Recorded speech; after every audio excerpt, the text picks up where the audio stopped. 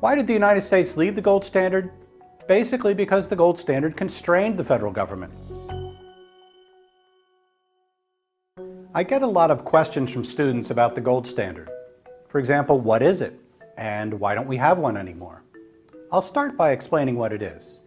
Under a gold standard, the monetary unit is defined as a certain amount of gold, like 1/20th of an ounce or 10 grams. In the era of the International Gold Standard, before World War I, the US dollar was defined as a little less than 1/20th of an ounce of gold. To be precise, 1 ounce of gold equaled $20.67. A silver standard follows the same idea.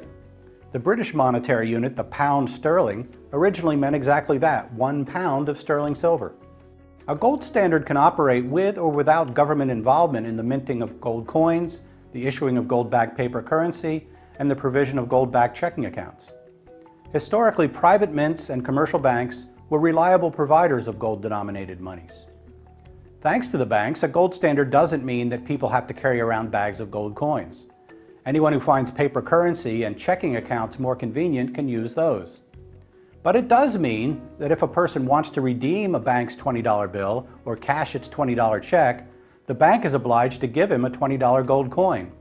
The obligation to redeem for gold guarantees the gold value of all kinds of bank-issued money, and the purchasing power of gold was historically very stable. By contrast, under today's unbacked or fiat dollar standard, there is no value guarantee. If you take a $20 Federal Reserve note to a bank, all you can get for it is other Federal Reserve notes. The experience with fiat monies in various countries has ranged from mild inflation to terrible inflation. Why did the United States leave the gold standard? Basically because the gold standard constrained the federal government. The obligation to redeem in gold limited money printing at times when the federal government, rightly or wrongly, thought more money printing would be a good idea. The United States went off the gold standard in two major steps. First, in the 1930s, under President Franklin Roosevelt, the federal government broke its promise to redeem Federal Reserve notes in coin for U.S. citizens. Private ownership and use of gold coins were actually outlawed.